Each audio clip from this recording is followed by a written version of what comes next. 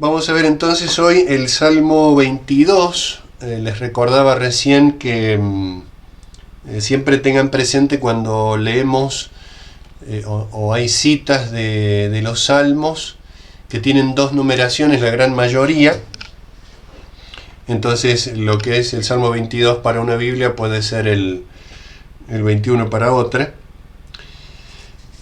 Así que por eso les digo, es el salmo que se titula, que empieza así, ¿no? Dios mío, ¿por qué me has abandonado?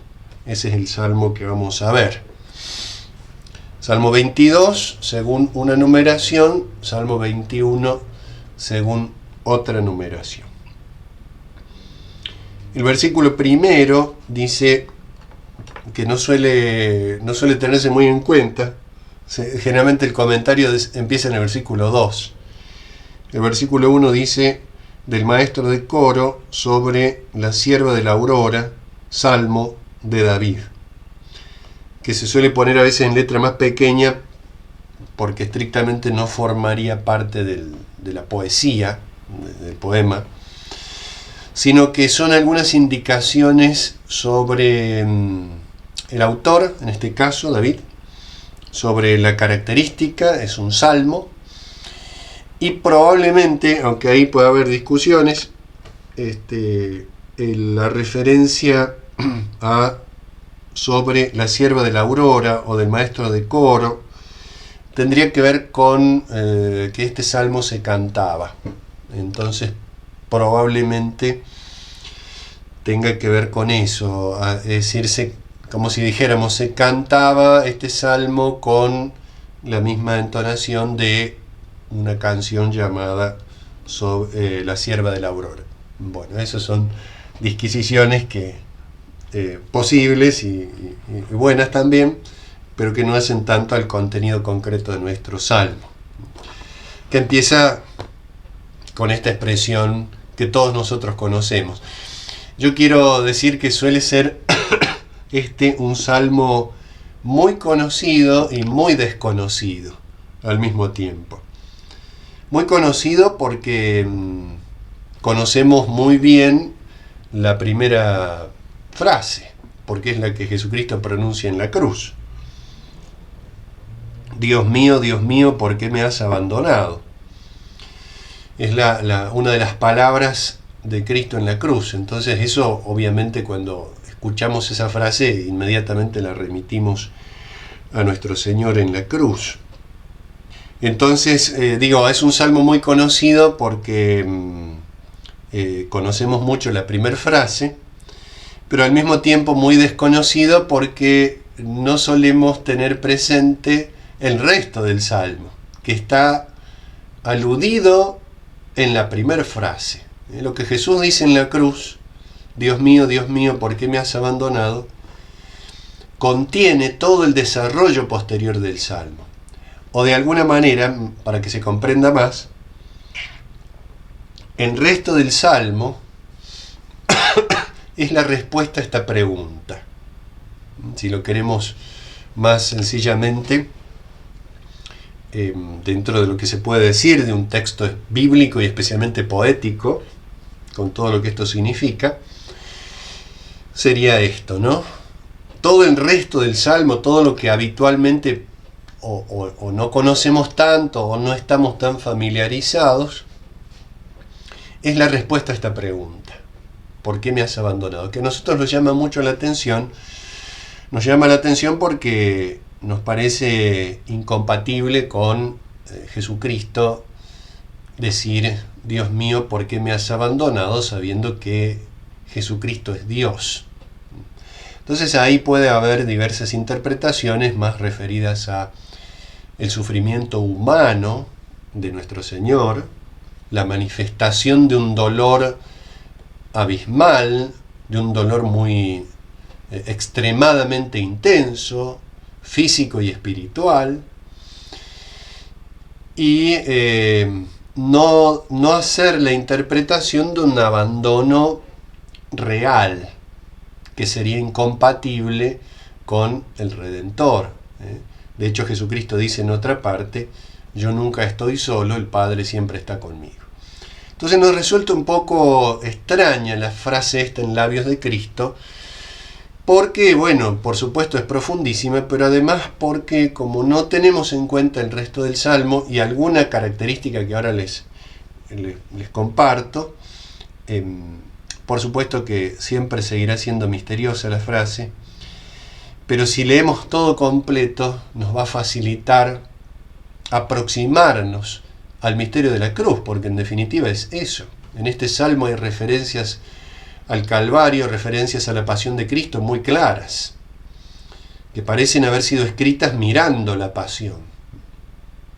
Entonces vamos a intentar entrar un poco en este ámbito que tiene que ver en general, como decíamos la otra vez, la clase anterior, la charla anterior, con el primer libro de los Salmos, que habíamos titulado Del dolor y la fe, o sea, un sufrimiento, pero vivido en la fe, y la fe implica necesariamente el vínculo con Dios, la fe viva, la fe animada por la caridad, pero está en este primer libro, el libro más oscuro, más sombrío, si se quiere, de los Salmos, esto primera parte, y además a esto se suma el tema de, que es muy clásico en toda la Biblia, de el sufrimiento del justo. Tenemos un caso ejemplar en Job, por supuesto, pero en los Salmos está esto, el justo sufriente. Y más aún, para añadir un poco más de problemática, pero es necesario hacerlo, no es solo el sufrimiento del justo, sino que es el problema del abandono del justo por parte de Dios, que dicho así suena prácticamente a una herejía, como diciendo Dios abandona al justo, que esa es la gran problemática de este salmo y de otros. Así que podríamos integrarlo, para resumir, este salmo en la temática del abandono del justo por parte de Dios y tratar de explicar qué significa eso, en qué sentido, porque como sabemos Dios no nos abandona, no hay un instante de nuestra vida donde estemos abandonados por Dios en cuanto a un modo especial de ejercer su presencia, y por supuesto ni que hablar en el orden natural. Si Dios nos abandonara, dejaríamos literalmente de existir. Pero acá la pregunta no es tanto el abandono en cuanto a una cuestión metafísica, sino en cuanto a ver cómo entender o cómo aceptar un modo especial de presencia de Dios que se califica como abandono. Parece una contradicción, pero en el fondo no lo es. Un primer punto, hemos tocado un salmo bastante difícil esta noche, pero es una manera de ingresar un poco a este mundo, ¿no? De resolver todo. Un primer punto a tener en cuenta es que esa pregunta, en primer lugar, es incisiva. Dios mío, está dos veces. Hay énfasis.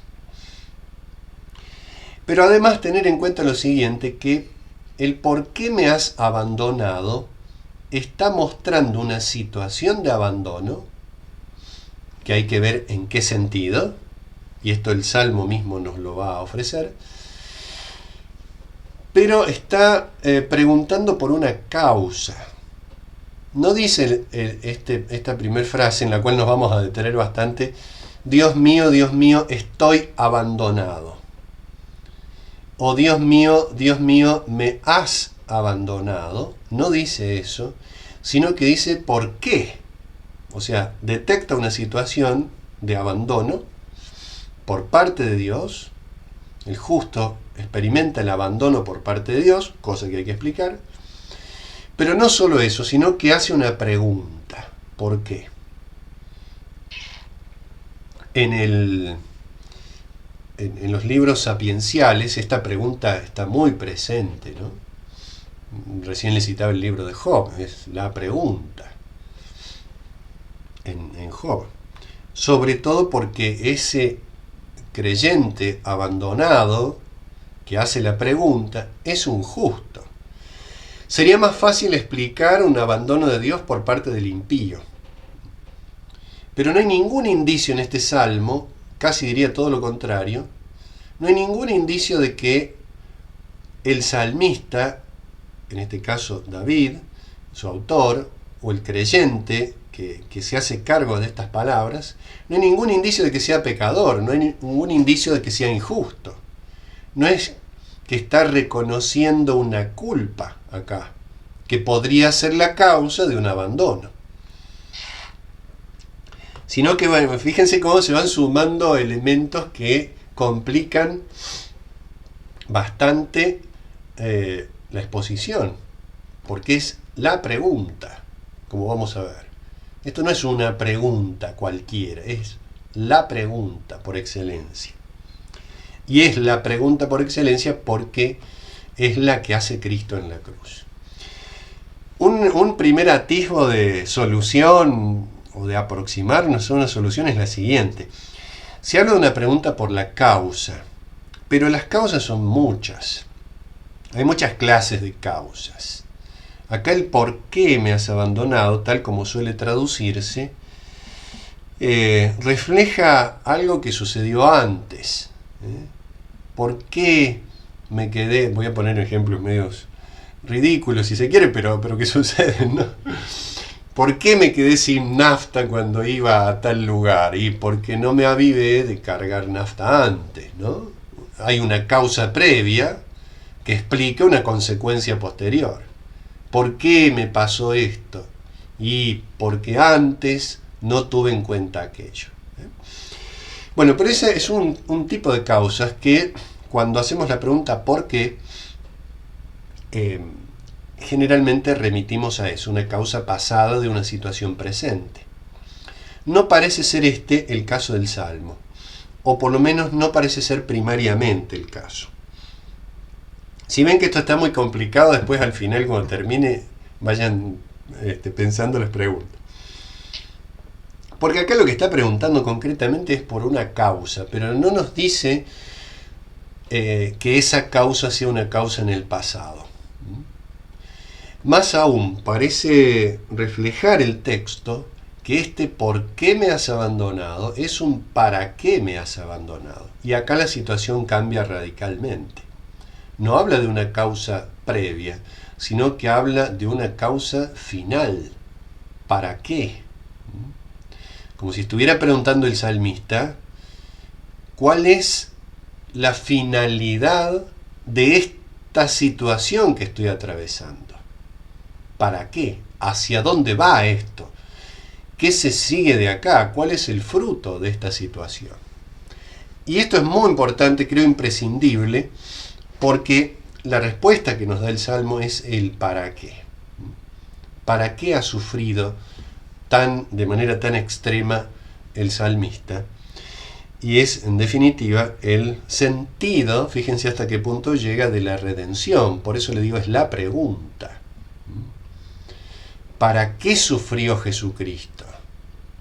Jesucristo sufrió, como sabemos, y ahí la respuesta es más sencilla para nosotros, ¿no?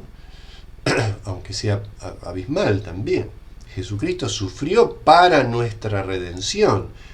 La finalidad de su sufrimiento es redimirnos. Entonces la respuesta a esa pregunta es la redención. Bueno, esa respuesta la va a dar el Salmo de una manera magnífica. Y es, iba a decir es probable, pero me atrevo a decir es seguro, porque un judío piadoso rezaba los salmos y Jesucristo es el autor, ¿no? En definitiva, autor principal, en tanto Dios. Cuando se enuncia una frase se está queriendo decir todo lo demás. Es como el título de un libro. El libro que se titula así es muy bueno. Estamos haciendo referencia a todo el contenido. Entonces la frase de Jesucristo en la cruz contiene todo el salmo completo. Y me atrevo a decir mucho más. Jesucristo está en la cruz rezando ese salmo.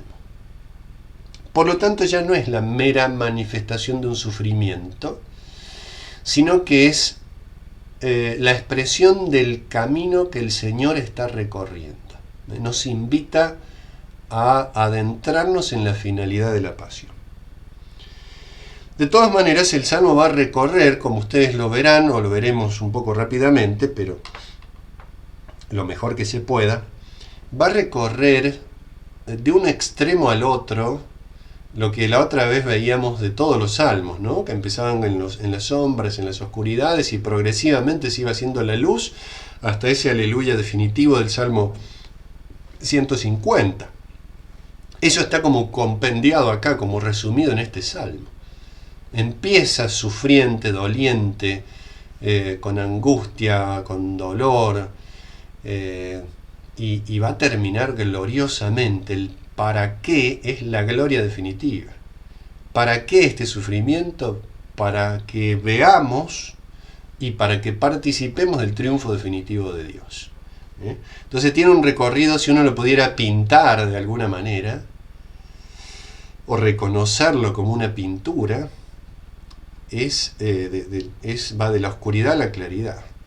Se va aclarando paulatinamente la situación porque se va entendiendo paulatinamente el motivo, la causa final de esta situación. Pero vayamos por partes. Primero, bueno, esta introducción que empieza el Salmo con un golpe, digamos, si lo queremos comparar con música, con un golpe sonoro oscurísimo, ¿no? Con una tonalidad menor, diríamos, ¿no? Muy, muy potente, porque es fuerte, es un grito.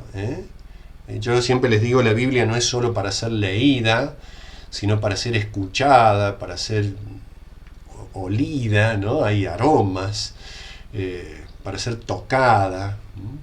Todos los sentidos están presentes, para ser gustada. Y acá hay algo muy sonoro al comienzo, unos acordes oscuros pero potentes, muy sonoros. ¿Cómo sabemos esto? Por la insistencia en el Dios mío, y en la traducción se suelen poner los signos de admiración en la segunda línea. Lejos de mí, salvación, la voz de mis rugidos.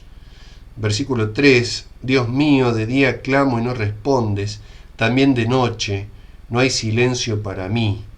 Estos son los versículos 2 y 3. Hay que escuchar esa sonoridad. Hay que escuchar ese grito, digamos, en medio de la oscuridad, en medio de la noche. En día y noche, ¿no? De día clamo, también de noche. Y hay rugidos. Después van a aparecer de vuelta los rugidos. Van a aparecer nuevamente rugidos en este salmo. Va a haber mucha sonoridad. Tengámoslo presente como una pauta de lectura. Va a ser muy ruidoso el salmo. Va a haber poca musicalidad calmada. Va a haber poca melodía, diría yo, si lo queremos comparar así con términos, como les decía recién, musicales. Poca melodía, mucho ruido, mucha disonancia, diría. Porque parece que está todo el tiempo en una contradicción, y hay un punto donde esa contradicción va a ser tremenda. Hay que leerlo con expectativa, a ver qué va pasando.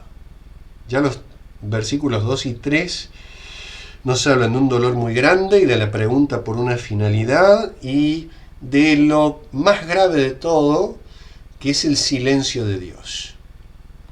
No está diciendo que Dios no esté presente. Está diciendo que Dios no manifiesta su presencia, o no la manifiesta como nosotros querríamos.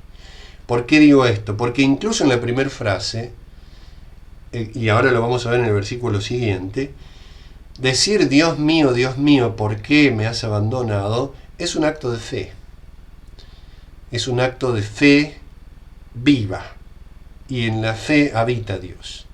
Si hubiera un abandono total, absoluto, el salmista no proclamaría ya eso. Lo proclama porque cree, lo proclama porque confía, y les diría, lo proclama porque ama.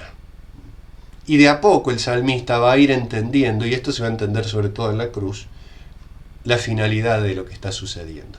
Hay como un compendio de la historia también de la salvación.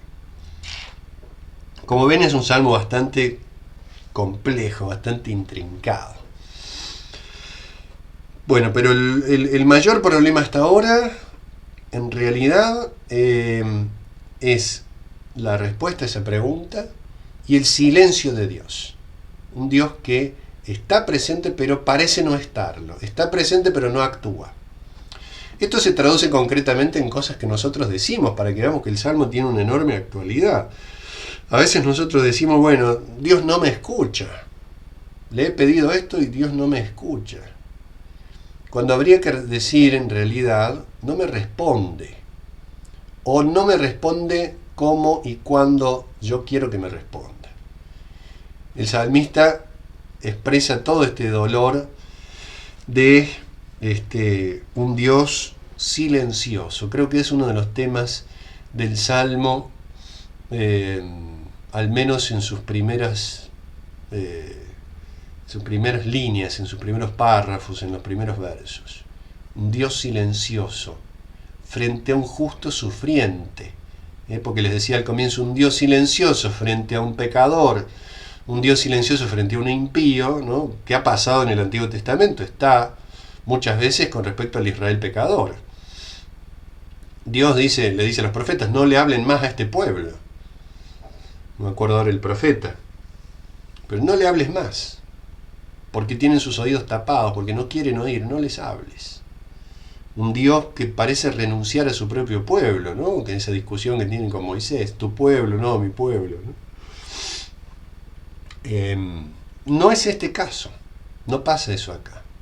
Dios no mira a otro lado, ni se vuelve silencioso, ni nada, porque haya un pecado, sino hay un justo sufriente. Y Dios no se expresa. Recordemos, aunque tiene un poco otro sentido, lo que pasaba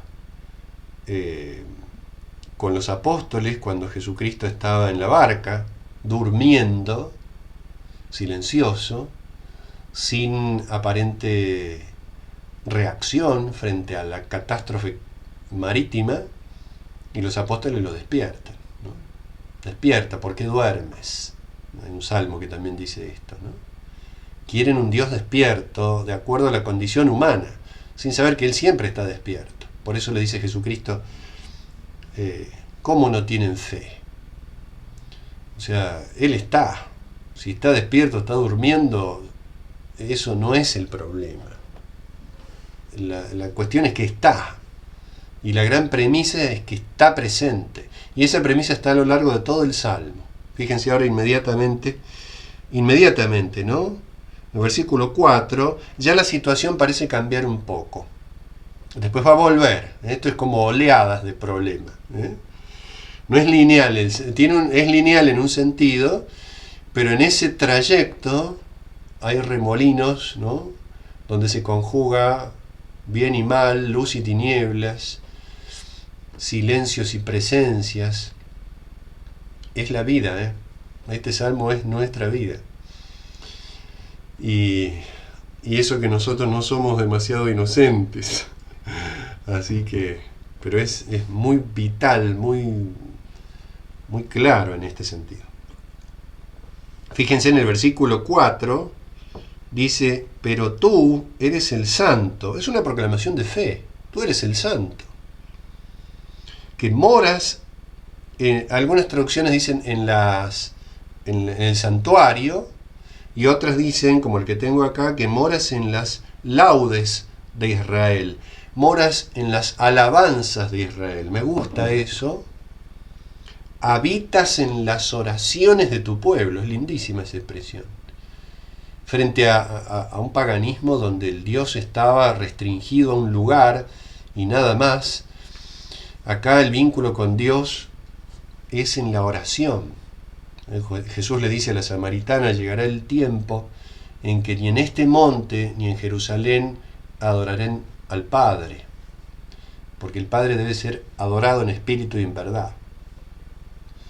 Entonces, esta expresión de este hombre sufriente en esta situación gravísima, con el silencio de Dios, con su aparente ausencia, es una confesión de fe profundísima.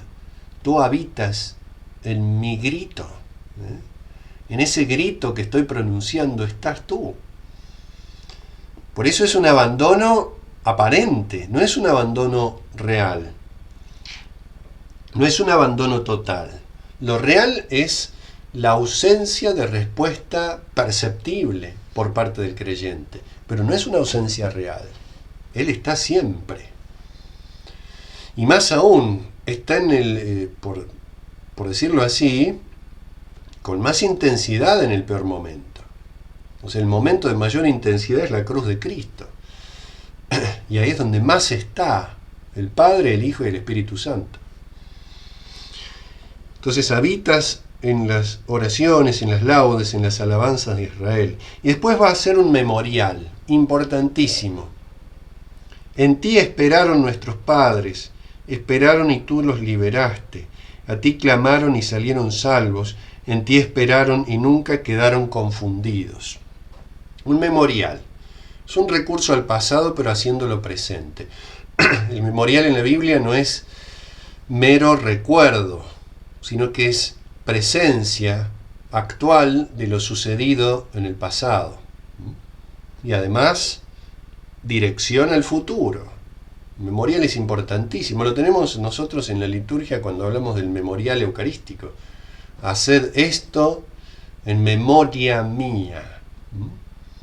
O sea, es lo que sucedió en el pasado, en la cruz, que se hace presente realmente en la gracia del sacramento y que remite a la gloria futura.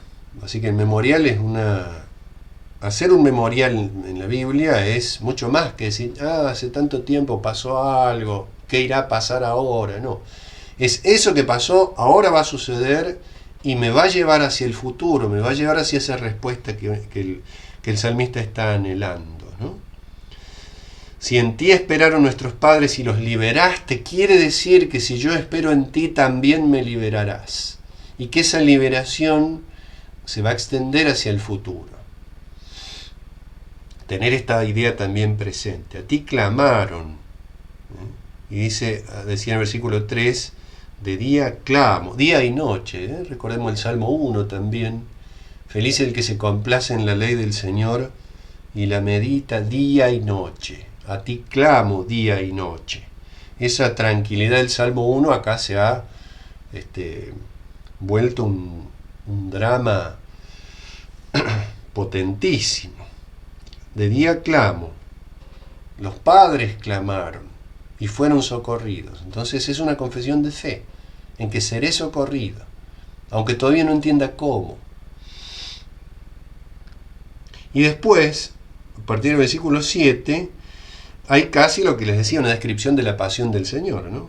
Yo, gusano, no hombre, decía, ya no tiene apariencia humana, vergüenza del vulgo, asco del pueblo, todos los que me ven de mí se mofan, tuercen los labios, menean la cabeza, se confió al Señor, que Él lo libre, que lo salve, puesto que lo ama. Son las frases que están en la Pasión de Cristo, ¿no? Acá está citado Mateo 27, 39, Mateo 27, 43. Está asistiendo a la pasión este salmo. Está mostrándonos lo que ahí pasa, casi literalmente, o literalmente. O sea, una vez que hace el memorial, o sea, la situación inicial dramática, memorial, bueno, hay esperanza, pero después vuelve otra vez a esa oscuridad profunda del rechazo de los demás, de la persecución, de la burla. Recuerden Salmo 1, en la tercera clase de malvados que enuncia, en el versículo 1, son los burladores de Dios. Los que se burlan, no es cualquier pecado el que cometen, es desacreditarlo mediante la burla, que es una de las mayores agresiones que hay. En la cruz de Cristo eso está presente. Si tú eres hijo de Dios, sálvate a ti y a nosotros. Ahora noten eso, hago un pequeño paréntesis.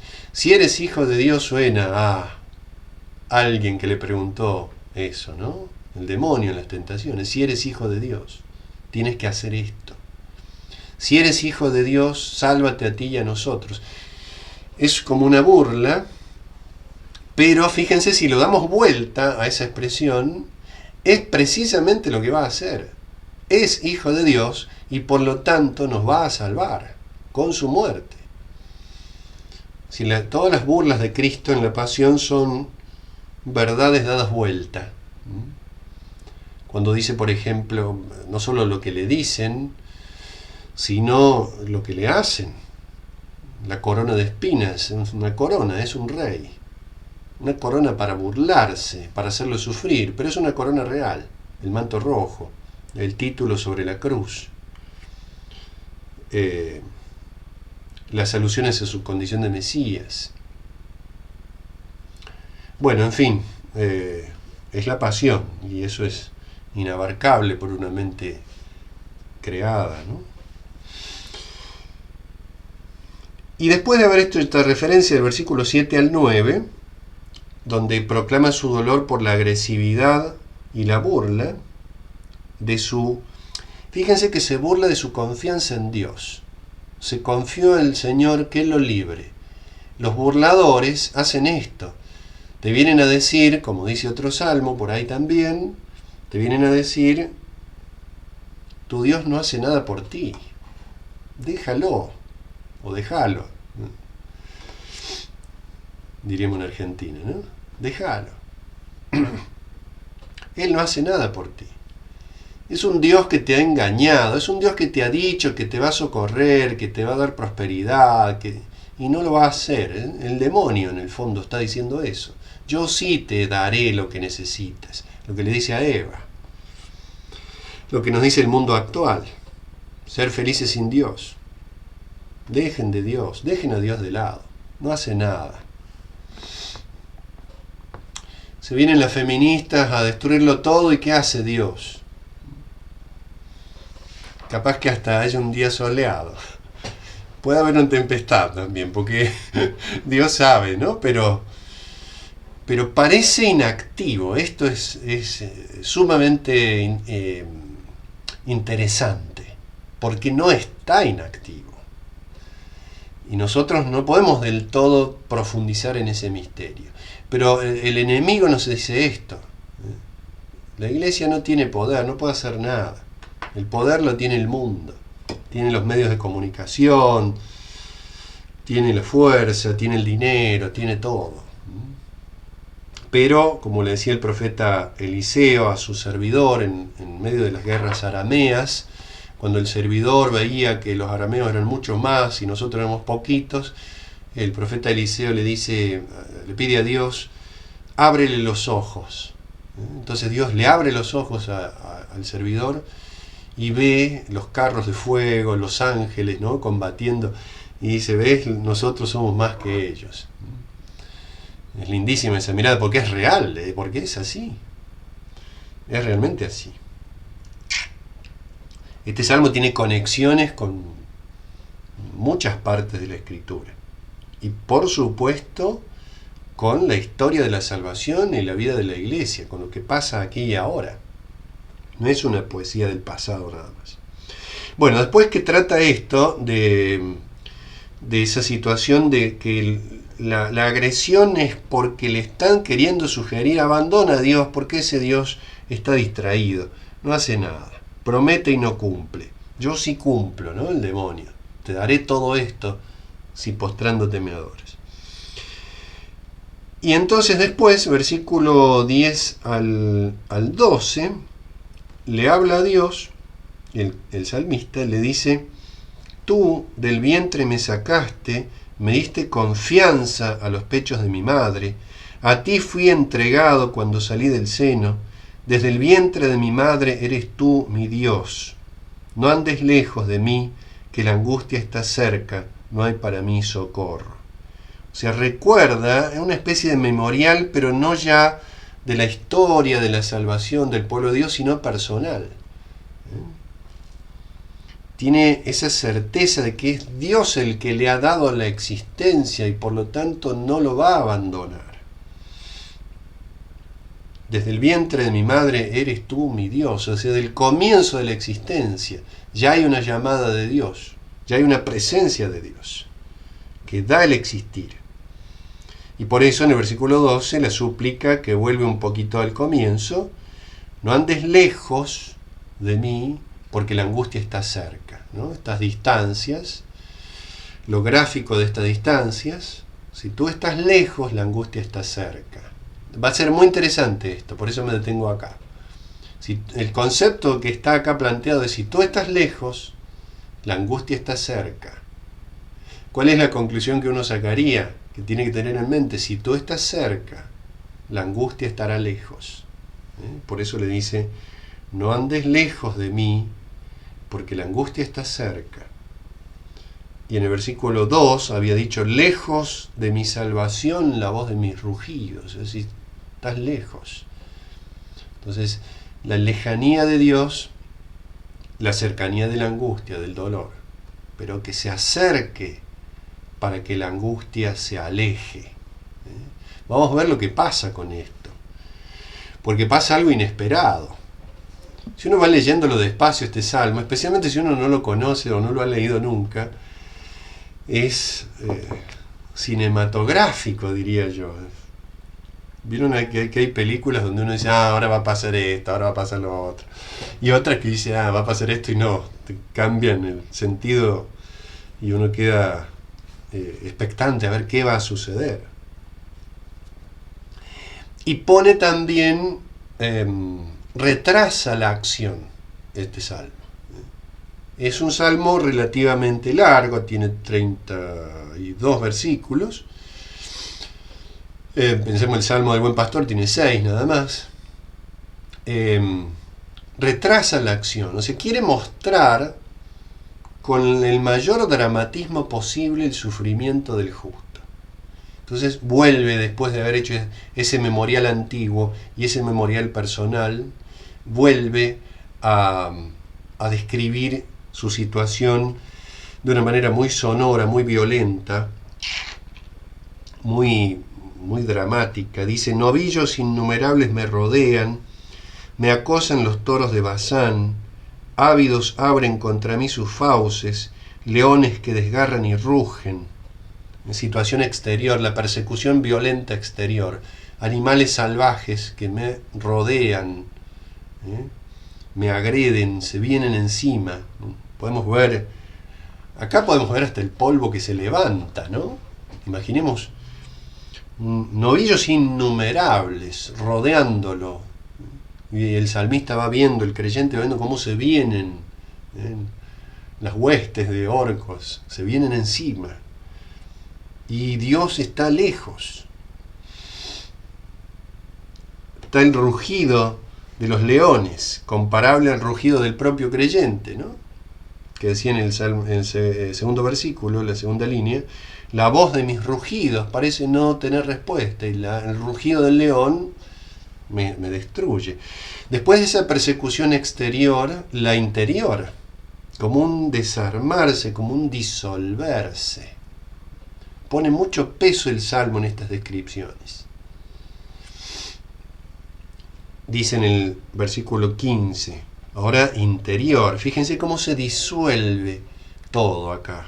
Como el agua me derramo, mis huesos se dislocan, mi corazón se vuelve como cera, se me derrite entre mis entrañas. Está seco mi paladar como una teja y mi lengua pegada a mi garganta. Es una manera de narrar la muerte. O sea, esto es una descripción, digamos, anatómica de un muerto. Alguien que está destruido por esas bestias. Y acá viene, no en todas las Biblias lo traducen igual, y en algunas no sé incluso si está, pero una expresión fundamental, ¿no? Tengamos en cuenta toda esta descripción potente de dolor, de sufrimiento, de angustia exterior, interior, de persecución, de todo esto. situación dramática, a la cual se suma el peor de los problemas, que es el silencio de Dios. Frente a todo esto, Dios parece no hacer nada. Y fíjense lo que pasa ahora. Él había proclamado, les decía que lo tuvieran en mente, si tú estás lejos, la angustia está cerca. Por lo tanto, si tú estás cerca, la angustia estará lejos. Fíjense lo que pasa en el final del versículo 16. Tú me sumerges en el polvo de la muerte. Tú me sumerges en el polvo de la muerte. Tú me haces caer en el polvo de la muerte. Tú me das muerte. ¿Cómo podemos imaginarnos esto? Frente a todas esas fieras salvajes que se arremolinan en torno al creyente, de pronto el creyente advierte una presencia que es la que él había reclamado, la presencia de Dios, que parece delinearse despacito en medio de todas esas fieras salvajes. Y daría, bueno, al fin viene, al fin se hace presente. Pero, entre comillas, oh gran desilusión, ¿qué pasa cuando se hace presente? Le dice, tú me das muerte. O sea, el que debería salvarme, me da muerte. El que debería ser mi amigo, esto va todo entre comillas, o como queramos expresarlo, porque es inexpresable, el que debería estar cerca es peor que los que estaban cerca agrediéndome. Me causa la muerte. Difícil expresión esa de entender, pero que se va a dilucidar a la luz de ese para qué inicial. ¿Para qué me das muerte? ¿Cuál es el sentido de permitir el sufrimiento, la persecución, la angustia interior? ¿Cuál es el sentido de morir? Nos habla de eso. ¿Cuál es el sentido de morir? Acá, por supuesto, que estamos en presencia de la cruz, donde se suma este elemento fundamental que es la ofrenda voluntaria de Jesucristo. Dice, por cumplimiento de la voluntad del Padre, pero dice, nadie me quita la vida, yo la doy. Y la doy para recobrarla, que esa va a ser la respuesta definitiva. Dar la vida por nuestra salvación para recobrarla y así nosotros también vivamos. Pero incluso literariamente es agresivo, es casi inexplicable, casi contradictorio. Como la ayuda reclamada, ¿no? Es como si uno dijera, estoy en la peor de las situaciones y al fin viene mi amigo, mi gran amigo, el que me ayudó siempre, y ese gran amigo que me ayuda siempre me da muerte. ¿Para qué? Es el sentido de la muerte de Cristo. Y por eso dice tú, porque no lo matan las bestias. La muerte de Cristo sucede cuando Él decide morir. Eso lo explica Santo Tomás muy bien en la parte de los misterios de la vida de Cristo, en esa obra magnífica que es la Suma Teológica, donde dice, pues Jesucristo muere cuando Él lo decide. Todos los sufrimientos, todas las agresiones físicas no le van a causar la muerte hasta que Él decida que esas causas determinen su muerte. Se muere cuando Él decide, por así decirlo, abandonarse a esas causalidades. Mientras tanto sufre, redimiéndonos, pero nadie lo puede matar estrictamente hablando. Nadie puede matar a Cristo. Nadie le puede quitar la vida a Cristo si Él no la entrega. Entonces es un acto divino humano, la unión hipostática, Cristo verdadero Dios y verdadero hombre, que de acuerdo al plan providencial de Dios dice ahora. Ahora sí me entrego, ¿no?, al poder de la muerte. Por eso el tú, acá es intensísimo. Bueno, sigamos avanzando, así no se nos va tanto la hora. Vuelve otra vez, ¿no?, a insistir. Perros innumerables me rodean, una banda de malvados me acorrala. Acá ya hay signos humanos, ya no son solo signos animales. Como para prender mis manos y mis pies, puedo contar todos mis huesos, nuevamente la pasión. Ellos me observan, me miran, reparten entre sí mis vestiduras, sortean mi túnica. clarísimo, ¿no?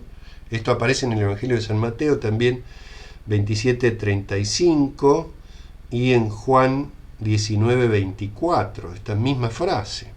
O sea, muestra en el Evangelio que esto es profético. El Salmo es profético, habla de la pasión de Cristo. Bueno, acá habría para largo hablando de las vestiduras, pero bueno, no hay tiempo. Y después, versículo 20, a partir del versículo 20, que es prácticamente la mitad del Salmo, vamos a empezar a ver un cambio de situación paulatino. Mas tú, Yahvé, no te estés lejos, tercera vez, ¿no?, que pronuncia este lejos. Corre en mi ayuda, fuerza mía, libra mi alma de la espada, mi única vida, ¿no?, de las garras del perro, sálvame de las fauces del león, y mi pobre ser de los cuernos de los búfalos, tú me escuchaste. También acá esta frase, no sé por qué motivo, suele no estar en las Biblias, acá yo la tuve que añadir porque está en el texto. Me escuchaste, dice ahí, ¿no? Está en el versículo 22. La última línea del versículo 22 es esa. Me escuchaste. Me has respondido. A veces en esa misma palabra puede traducirse de maneras distintas, pero una de las posibles traducciones es esta. O sea, me escuchaste, me has respondido. Ahí está el clímax, digamos, ¿no? En el antes y el después. Después de todo esto, y tu silencio, y la muerte, y todo el desastre, me has escuchado. ¿Y qué pasa con ese escuchar divino? Pasa lo siguiente, fíjense cómo va cambiando, cómo se va aclarando el panorama y respondiendo al para qué. ¿Para qué sucedió todo esto? ¿Para qué? Anunciaré tu nombre a mis hermanos. En medio de la asamblea te alabaré. Los que a Yahvé teméis, dadle alabanza. Raza de Jacob, glorificadle. Temedle, raza de Israel. Fíjense que acá hay una referencia a Israel, al pueblo de Dios. O sea, el haberlo escuchado significa haberlo salvado, haberlo sacado de la muerte. Es un signo velado, pero real, de la resurrección, del triunfo. Esto ha sucedido para triunfar sobre el pecado y la muerte. Atravesar por la muerte para triunfar sobre la muerte. Ese es el para qué. Y entonces, la gran proclamación, el Evangelio. Esto es un Evangelio, anunciar tu nombre a mis hermanos. En primer lugar, a mis hermanos, a la iglesia misma. Fíjense que empieza por ahí, hoy que se habla de que hay que empezar por afuera. Hay que empezar por adentro, ¿no? Como creo que no sé si lo cité acá la otra vez o no, pero el padre Castellani decía, ahora la tarea no es convertir a los paganos en cristianos, sino que la tarea ahora es convertir los cristianos en cristianos. Porque los cristianos somos cada vez menos cristianos, ¿no? Empieza por ahí. Anunciaré tu nombre a mis hermanos. El Evangelio ahí. No me acuerdo qué profeta es, y Daniel, que dice, cuando ante el descalabro de las perversiones idolátricas en el culto, dice, cuando manda a matar a todos, ¿no? Dios manda a purificar mediante la muerte todas esas perversiones, dice, comienza por mi santuario. Una frase estremecedora ahí. Comienza por mi santuario, porque en mi santuario es donde se cometen las mayores perversiones. Después siguen los otros, ¿no? Pero empieza a purificar ahí. Acá la alabanza, el Evangelio, la buena noticia empieza ahí, por el pueblo de Dios. Porque no ha despreciado ni ha desdeñado la miseria del mísero, no le ocultó su rostro, lindísima expresión, lo miró, un signo de amor, y cuando lo invocaba lo escuchó. La mirada y la respuesta, la mirada y la palabra. Jesucristo mira también y habla. El verbo de Dios se expresa mediante los sentidos. Mira, habla, el mirar y el hablar el percibir, el escuchar, todos tienen un sentido espiritual muy profundo. De ti viene mi alabanza en la gran asamblea, mis votos cumpliré ante los que le temen, los pobres comerán, quedarán hartos. Acá los pobres son los que confían en Dios, los que no tienen fuerza en este mundo, los que no tienen tesoro en este mundo, porque su tesoro es Dios.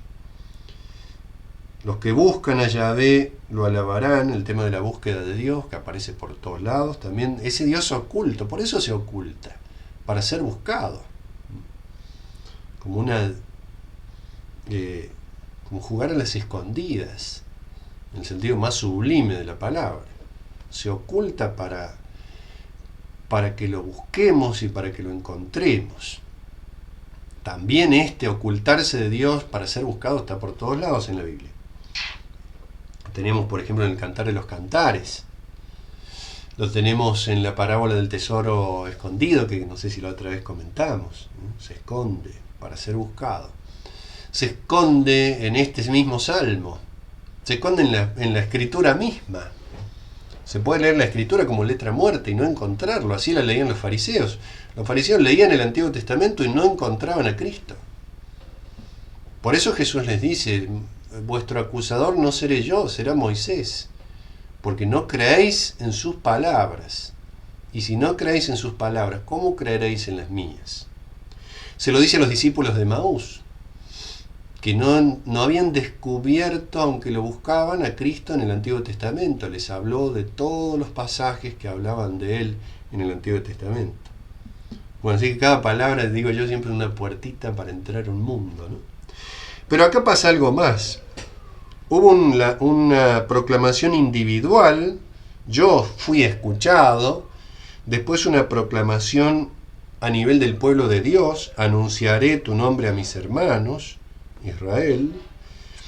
Pero después, versículo 28, fíjense lo que dice: lo recordarán y volverán a Yahvé todos los confines de la tierra, todas las familias de la gente se postrarán ante él. Acá está la iglesia católica, digamos, ¿no? Universal, en el sentido de que ya no es el Israel de la alianza restringido a un pueblo. Ahora la alabanza, el reconocimiento se amplifica, todos los pueblos de la tierra. Ahí se escuchan los bomberos por acá, están haciendo ruido con la sirena. Lo recordarán. ¿Por qué? Porque lo habían olvidado. El pecado nos hace olvidar de Dios, la humanidad entera se fue olvidando de Dios. Ese camino de descenso es un camino de olvido, no lo tiene presente, no lo ve, no lo escucha. Y lo recordarán y volverán. Ir a Dios es volver a Dios. Todas las familias de los pueblos, que es de Yahvé el imperio, del Señor de las naciones. Se postrarán los poderosos de la tierra. Fíjense cómo se va ampliando. Esto es un cántico glorioso ya. Leamos esto a la luz de la primera frase. Dios mío, ¿por qué me has abandonado? No te clamo y no respondes, etcétera, ¿no? Y ahora fíjense a qué nivel ha llegado. Un nivel glorioso, gloriosísimo, donde todo el mundo, los confines de la tierra, las familias de los pueblos, los poderosos de este mundo, todos ahora están unidos en esa aclamación. Pero da un paso más todavía. Ante él se doblarán cuantos bajan al polvo, o sea, los muertos también. Además, pensemos que la muerte en el Antiguo Testamento es un problemón muy grave. No se sabe bien del todo qué pasa después. Los que bajan al polvo también te alabarán. En el espacio, ¿no? El mundo entero, el universo entero, y también en el tiempo. Dice: para aquel que ya no viva, le servirá su descendencia, o sea, hacia el futuro. Es por eso decíamos del memorial. Es pasado, actual y futuro. O sea, esto que ha sucedido, la pasión de Cristo, donde carga con nuestros pecados y por eso su dolor, se hace gracia con la resurrección para todo el universo hasta el fin de los tiempos. Le servirá a su descendencia, ella hablará del Señor a la edad venidera, la evangelización, dice San Pablo, yo os transmito lo que a su vez recibí. Generación venidera también se va a enterar de las maravillas de Dios, contará su justicia al pueblo por nacer. Hay un pueblo que va a nacer. El Antiguo Testamento ya vislumbra un pueblo nuevo, una alianza nueva, un templo nuevo. Yo hago nuevas todas las cosas, dice el Apocalipsis. Hay un pueblo por nacer, un pueblo que se va a beneficiar eternamente de este sufrimiento redentor. Ese es el para qué. Para que todo esto suceda, ¿no? Y acá el Salmo lo va presentando como tumultuosamente. Y termina con esta frase, esto lo hizo Él. Así como un acorde final, ¿no? Corto, cortante y también a pleno la orquesta, ¿no? Esto lo hizo Él. Esto es lo que hizo Él. Esto es el motivo por el cual Jesucristo padeció en la cruz. Es hacer esto, ¿no? Que todo el universo entero, que la creación entera, se una en la alabanza a Dios definitivamente, ¿no? La patria del cielo. Bueno, ahí se terminó el Salmo, ¿no? Es un fin así abrupto, ¿no? Cortante. Y queda resonando. Es muy lindo. Estos finales a veces son muy lindos porque vieron cuando uno va a una a asistir a un concierto, ¿no? De música, especialmente si es clásica, no otras cosas, que la orquesta termina y a mí, por lo menos a la vez que he podido ir, me molesta muchísimo que el aplauso empiece ahí nomás, ¿no? Hay que esperar, hay que dejar que todo caiga en el silencio, que siga resonando, ¿no? Termina el acorde final, no aplaudás y nomás, ¿no? Ya empezás, ¿no? No, hay que esperar, ¿no? El director dará la orden de aplaudir o no, no lo sé, pero esperar, porque queda resonando, en el silencio. Y eso es lo que pasa con este salmo, ¿no? Hay un punto así y te queda para toda la historia, resuena toda la historia.